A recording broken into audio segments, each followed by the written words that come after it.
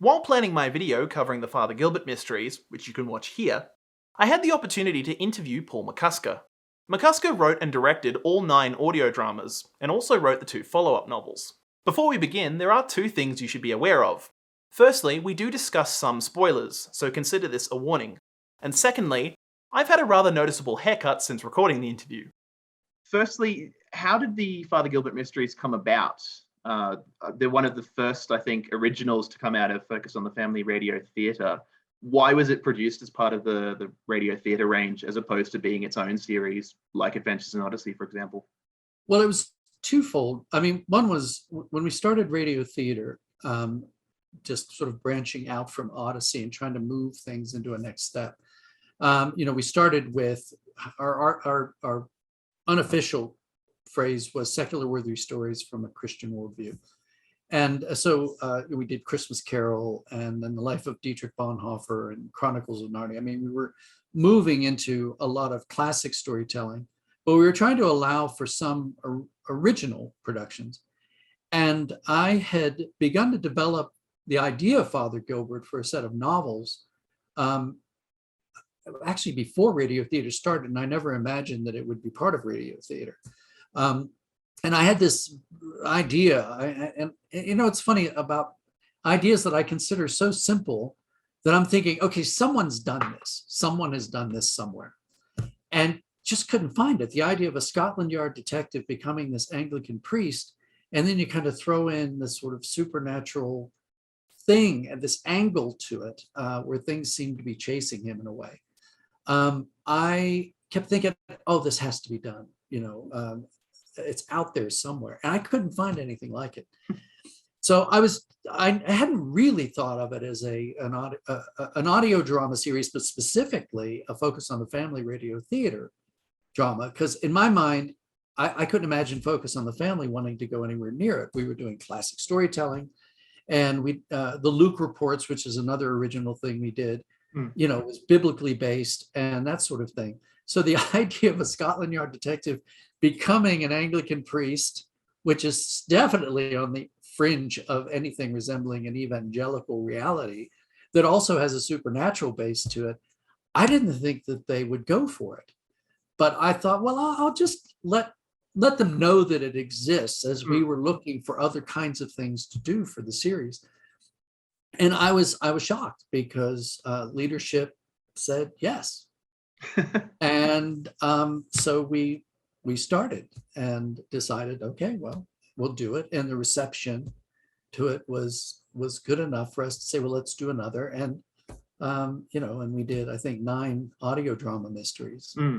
And so yeah, I was probably as surprised as anyone, because it didn't seem as much like a normal Focus on the Family fit as other types of things that we were planning to do.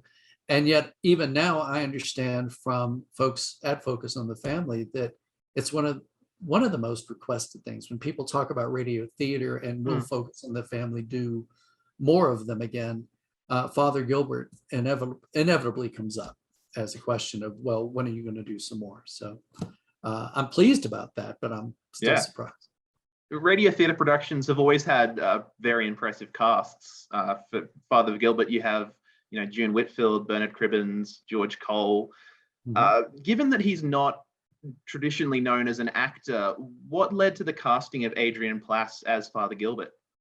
Well, Adrian is a dear friend. I mean, we were friends long before we did Father Gilbert, and I adore him. And he actually has an acting background as part of his thing. Okay. So I knew he acted, and if you ever have seen him live, the readings that he does from his work and his presentations, there's an element of acting to it, though it's not overt. He doesn't overact, and it's just sort of him being him, but it still is a sort of acting. And when we were talking about Father Gilbert and we were discussing, well, who should we cast for it?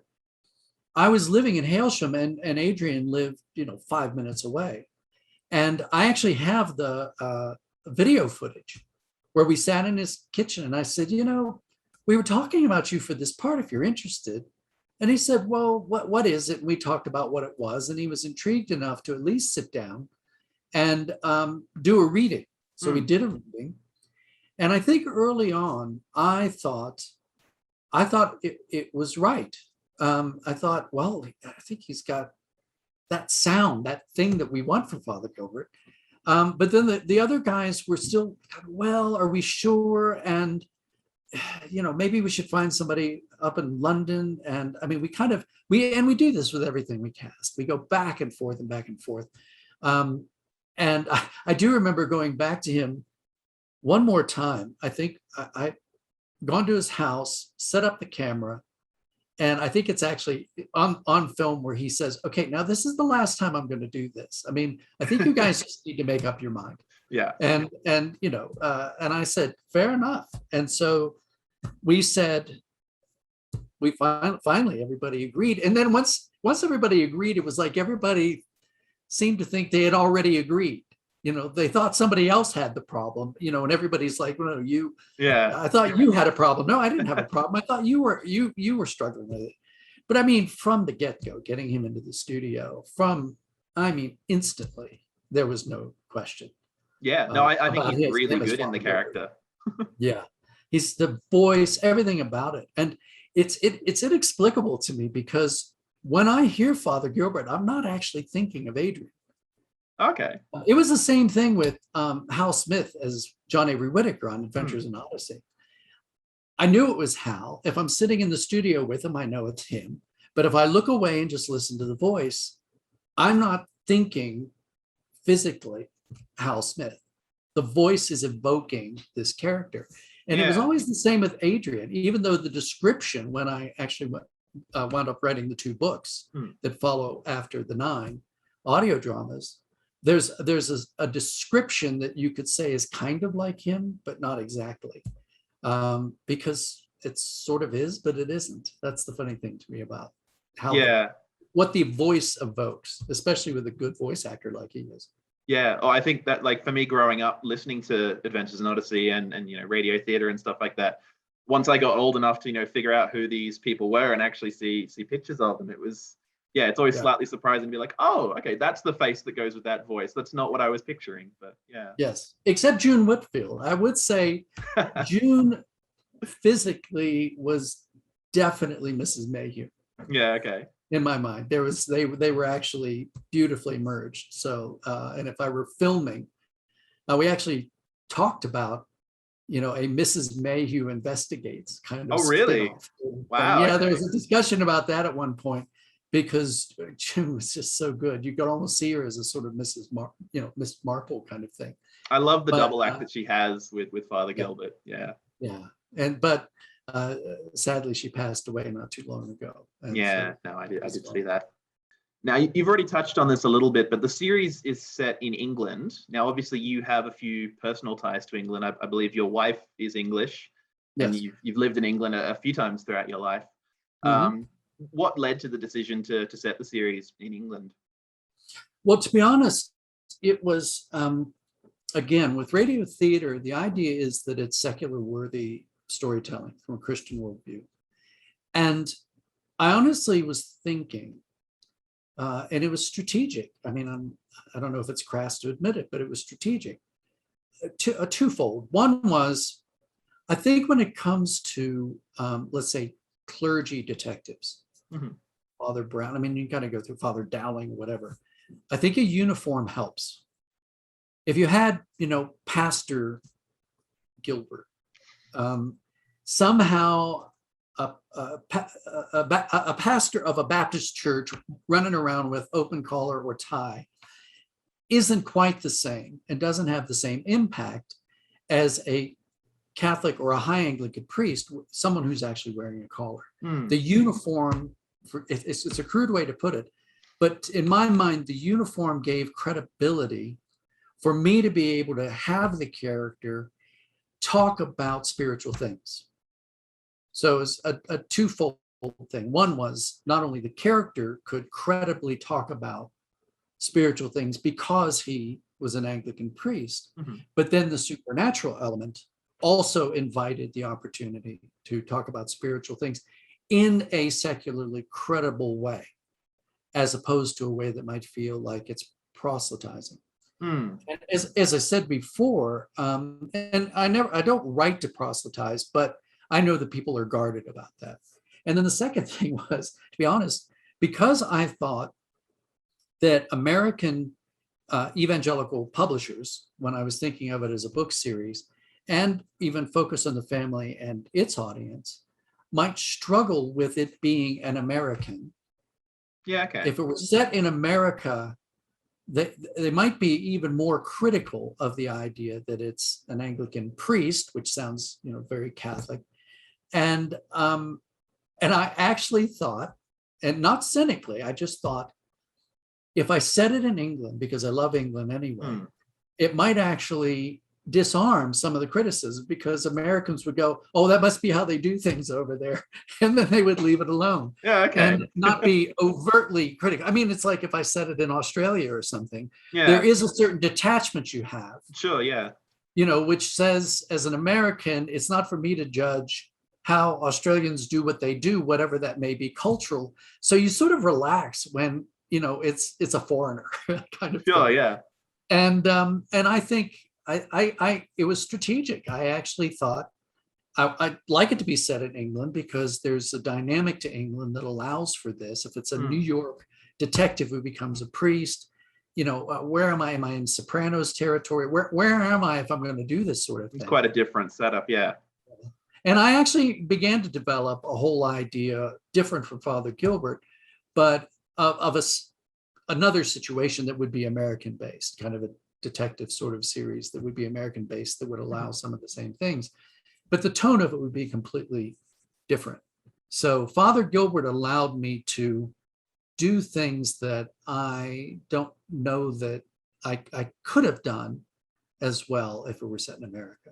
Sure. I think that's one of the things that has always impressed me about the series, is despite the fact it's being produced by an American corporation, it does feel very authentically English in its depiction of the world. Yeah. Well, and I think it helped because I lived there and felt like I knew the characters, and have a great affection for the country and a great affection for having lived there. And I'd go back in a heartbeat. I mean, I really loved I loved living there. In fact, I was more inclined to want to live there than my wife, who grew up there, which I understand often happens with, mixed marriages like ours. British and American. Usually the American wants to live in England, and the English want to live in America. And it's all to do with the size of the refrigerators and the clothes I find. They're just so small over there. It's funny because we lived north of Eastbourne in Hailsham. And Hailsham, just not too far from there, was an area called Horsebridge, a village, I think. Oh, and when I was trying to figure out the location, I loved the name Stonebridge. And although, if you think Stonebridge, location-wise, doesn't make any sense, because I actually reference nearby towns that don't fit at all. And in fact, one of the inspirations for one of the towns in the audio drama would have been Southampton, because we lived in Winchester. So when I started Father Gilbert, I was living in Winchester, and then we had moved to Hailsham, and it sort of took on certain characteristics similar to both Winchester and Hailsham to some degree. And then the nearby university town was based on Southampton, and loosely. And then in the books, the town, let's see, I was trying to remember, in Death by Shadows, he was at another town that was actually very loosely based on the town of Rye. Oh, okay. So really, I'm South, definitely South England. One of the things that I enjoy about the Father Gilbert Mysteries is the variety of storytelling. Not every mystery involves a supernatural element, for example. Was that balance a deliberate choice on your part, or did that just sort of happen organically in the writing process? Well, it was, I'm a bit ADD about this stuff. And I find even when I settle on what I think is a genre, so you'd think, well, I've started it in a certain way with a certain tone, should stay true to that. And, but I kind of followed the mystery, and I didn't want to shove supernatural into it. So you have like the play's The Thing, Yeah. which hinted like that it was a haunted festival and the whole bit, and you kind of, but it was almost like more of a Scooby-Doo episode where it turned out that it had very human causes. Yeah. But because it's Father Gilbert, you're not quite sure where it's going to land. And I think it's really just following the story, which means I wouldn't want to become formulaic and always have that angle if it doesn't fit. Now, I'm predisposed to have that in some form, but and I think people would expect it. I think it's definitely one of the appeals of the series. Yeah. Yeah, oh, without question, that's the kind of the angle, the differential. But I liked the idea that we could actually put Father Gilbert into a situation where he's investigating something that wasn't. It turns out that it wasn't that at all. You know, which again, if you're looking for ghosts everywhere, you might be likely to see ghosts everywhere, even when they're not there. Well, actually, that sort of leads quite neatly into another thing that I really enjoy about the series, which is the exploration of Father Gilbert himself as a character. Did you have his whole journey sort of mapped out from the start, or again, did that just happen organically as you came to write each one? In this case, I think it was more organic than I would have intended. In part because, I mean, I knew his background and I had it in my mind, a lot of his background and things that I have not revealed as yet about his background, certain things, well, going further back. And I think it's funny, when you create a sort of a biography for a character, the idea is you've got more than you're revealing. And then you always have aspects of it that you can pull out if you want. And that kind of emerged as I was writing like Dead Air and moving into things that pointed to his past. I began to find things that I thought were interesting about him that I could reveal and touch on. And that certainly influenced it. And then I think there was a point where I think we knew, or we had been given the heads up that the whole radio theater thing was going to wind down, that leadership saying for various reasons. And I'm not even sure I can remember all of them, but basically it was, I think they basically wanted attention to go primarily back to Odyssey and not use as many resources for this and then go back to the other. And so we kind of got the heads up, and Dave Arnold and I talked about it. We said, well, we should go ahead and wrap this up in a way. I mean, a gentle punctuation mark or a full stop, sort of gently, at least bring some sense of, if not closure, but just a finish to it. And that's what I did, basically.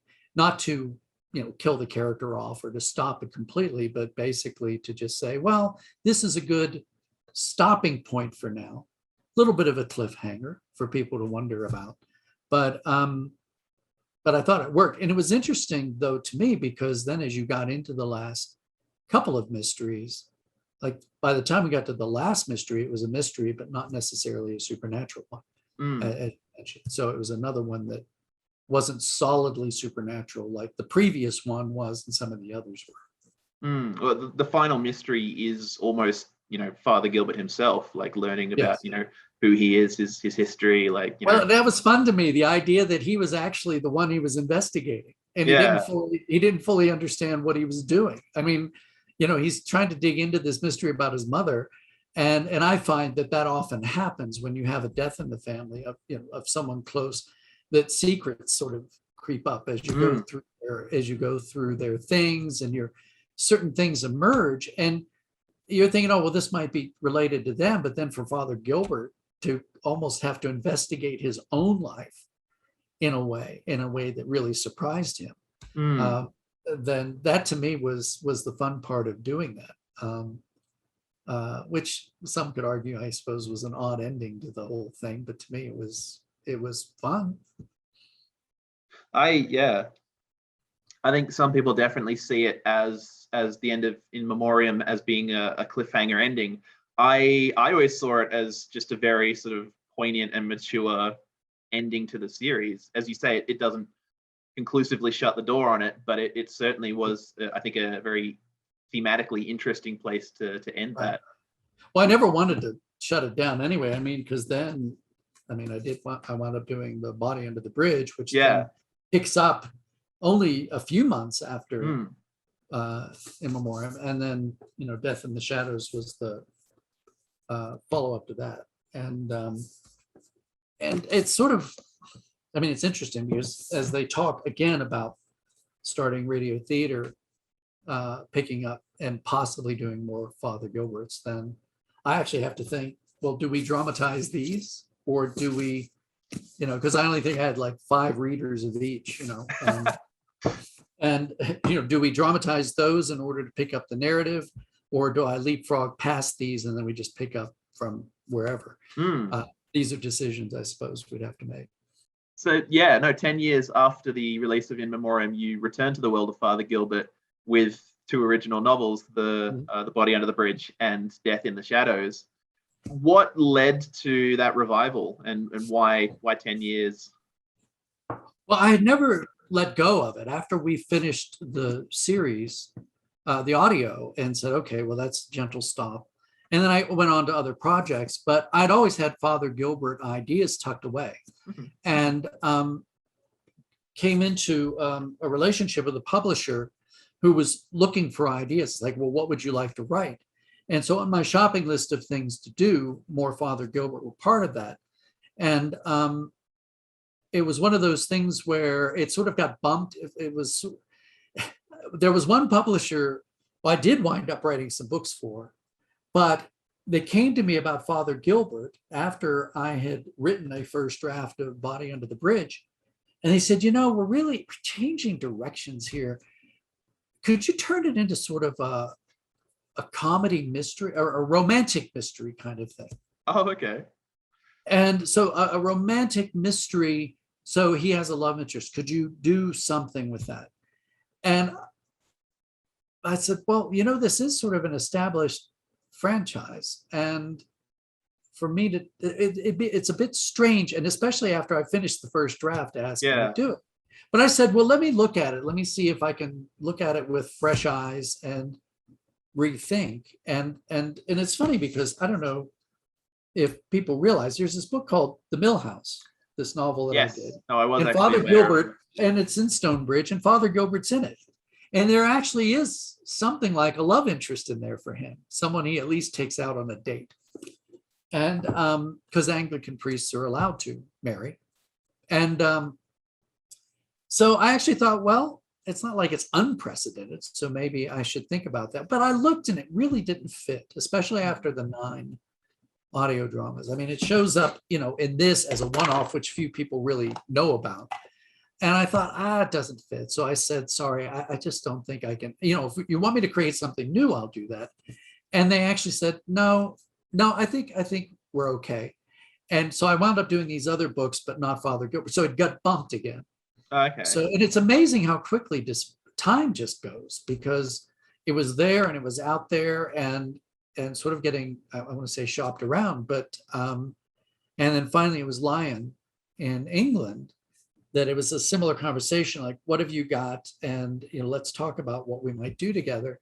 And I brought up Father Gilbert, and then they said, yes, okay, let's do them. And I was supposed to do 3, but I don't know that they fully understood what they were getting into.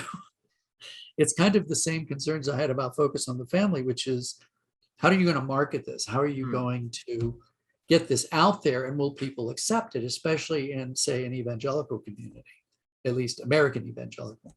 Sure. And just more than you want to know, but truthfully, I think what happened is Lion in England was partnered with a company in America that simply didn't know what to do with it. They did not know what this Father Gilbert thing was, and they didn't know how to sell it. And I think they tried a few things, didn't sell. And we said, well, let's not waste our time. I don't want to write a 3rd book that you guys don't know how to sell. So we just wrapped it up after the 2 and left it alone. So that's where it has stopped. And I've been so busy with other work that I haven't been able to go back to see what I can do with it new,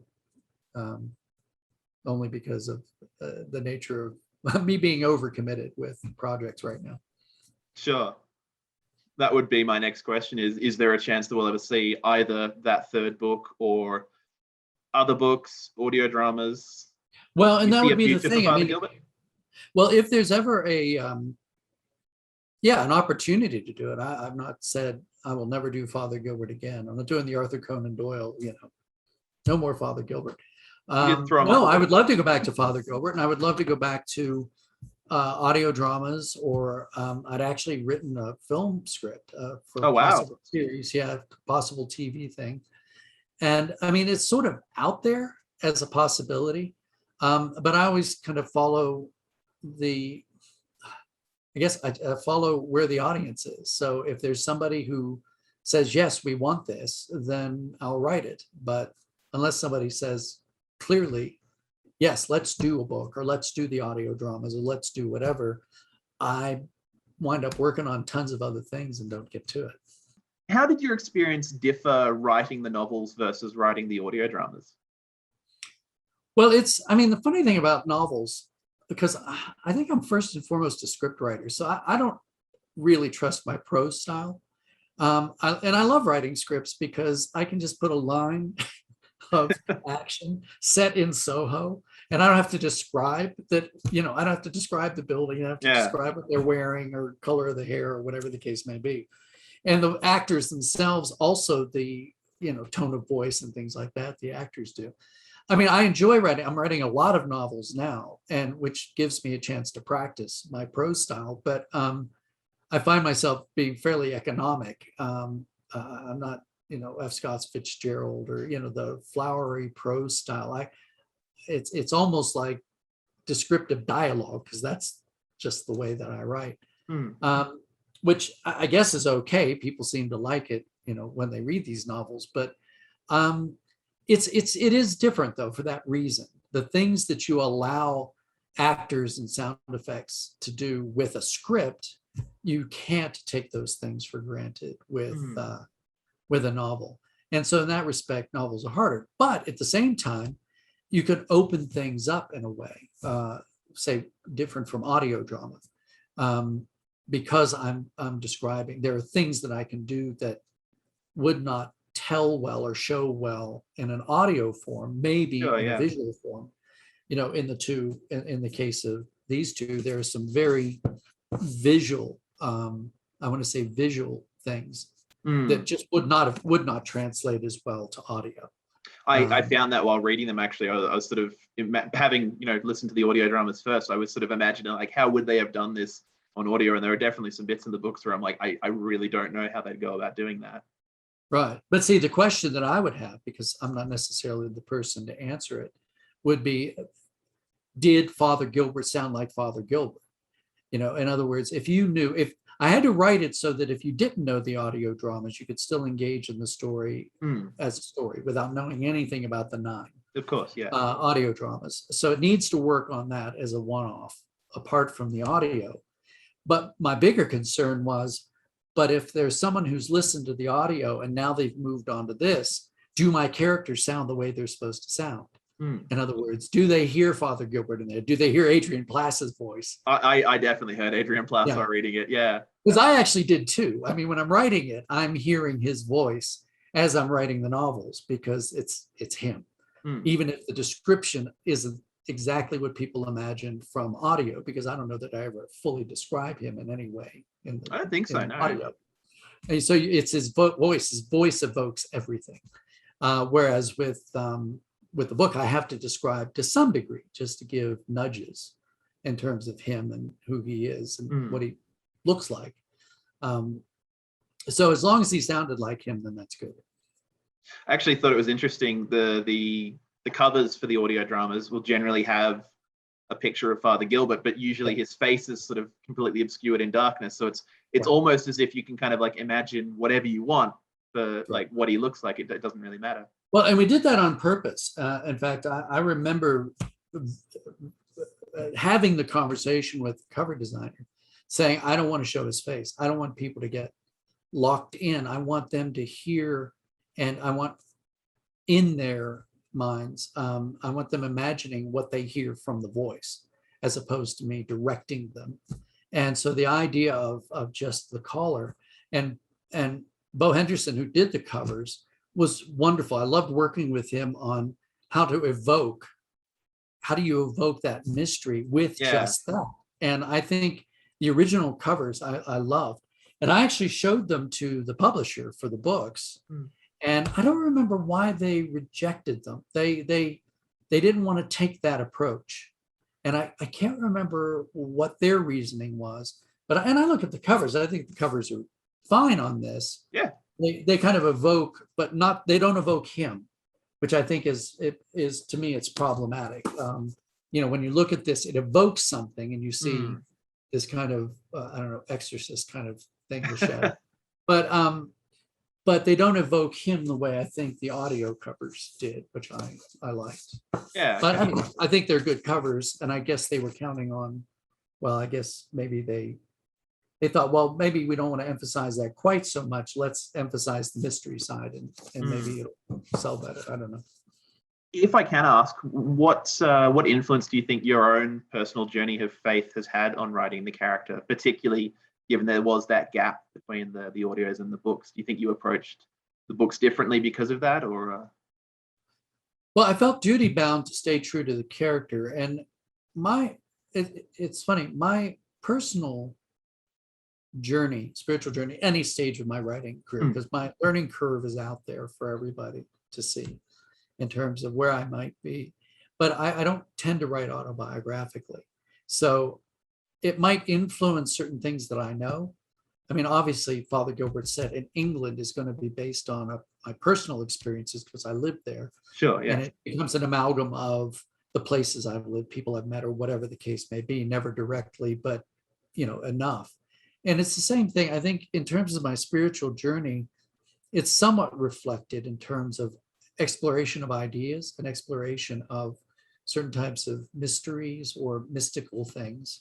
The reality of making the supernatural, the other side, even darkness on that other side, as C.S. Lewis would talk about, the veil of this sort of, I think he described it in one of his works as sort of the scenery, if you could punch your fist through, that flat, that has, a countryside painted on it. Yeah, yeah. And you think it's real and you punch your fist through it, and then you realize there's a real world on the other side.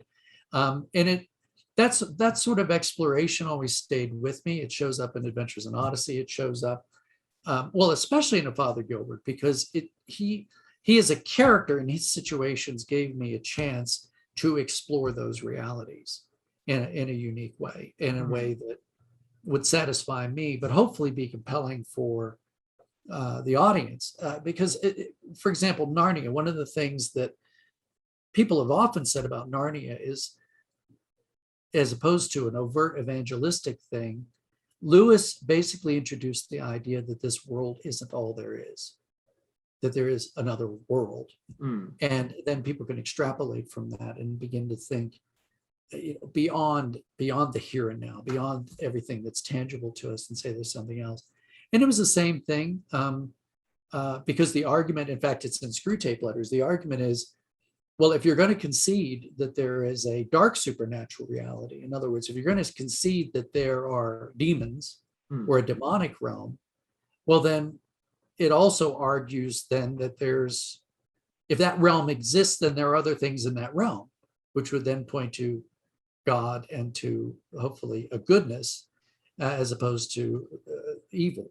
And so exploring all those, I suppose my writing reflects aspects of where I might be spiritually, but not so directly, because I'm filtering through characters, staying true to the characters. So even a 10-year gap between the audio drama and then that novel, a lot had happened for me in that time period, but wouldn't show up there necessarily, because it's Father Gilbert, it's not me.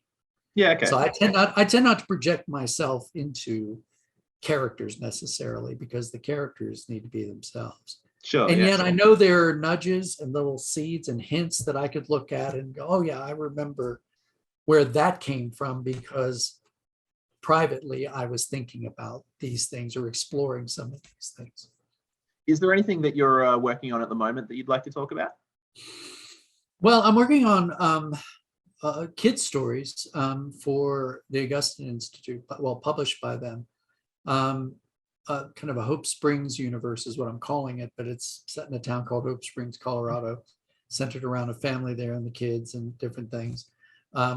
I'm sure it'll get compared to Odyssey because I think anything that I do will be compared to Odyssey in some form, but it's different from Odyssey. And one of the fun things that I've enjoyed doing is I basically created this universe so that I could tell stories for almost any age group that ties into that universe in some form, the town of Hope Springs, and then overlap with certain characters and things like that.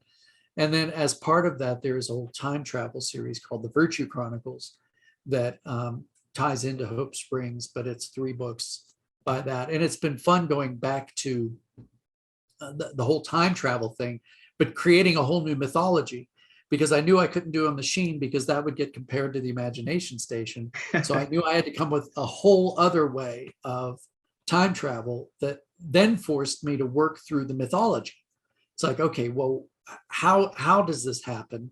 And if it's happening without over explaining it, what's my backstory? What's behind the scenes that may or may not ever get revealed to the readers, but I know it.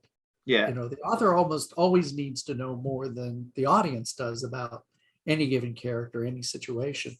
And so I will say that it's been a lot of fun developing these things and kind of entering into a different kind of world, for lack of a better way to put it. But I've been very fortunate. I think my writing over the years, somehow, I've always, and I understand it's a luxury, and I'm blessed to be allowed to write as diverse, in such a diverse way, jumping different genre. And I don't know, I don't take for granted that I know a lot of writers can get pigeonholed into certain one thing, and they have to do that one thing, and they do it. And they may make a lot more money than I ever will doing that, and I'm happy for them. But for me, the enjoyment of writing and trying to do things differently every time I take on a story, whatever that story may be, and to be allowed to do that, to work in situations where I'm allowed to explore like that, has been amazing for me as I look back on all the writing I've done. Part of it is being ADD, I think, but I've just been very fortunate, very blessed to be allowed to do the kind of writing that I've done over the years. Where can people find you online? Well, I have a website, or at least I used to. I think I still do, at paulmccusker.com. And then a lot of the stuff, well, obviously, if you look at my name through Amazon or any place like that, then whatever I'm working on will show up there usually. But paulmccusker.com. And then a lot of the work I've been doing over the last few years has been with the Augustine Institute. And they have a website that also highlights the audio dramas I've been doing with them, the Hope Springs world that I was talking about, and other projects like that. And then I do still work with Focus on the Family from time to time on different projects, sometimes Odyssey related, and then sometimes not. They'll always be part of my life. There's no getting away from it. Not that I ever would. So paulmccusker.com, or, and all fine bookstores anywhere and everywhere, or whatever the phrase is. Well, thank you so much for taking the time to talk today. I really appreciate it. Well, it's my pleasure. Thank you very much, Eddie. If you enjoyed this video, why not give it a like? Maybe share it with a friend or an enemy. Either way, be sure to subscribe and turn on notifications to see more content here on Channel 73.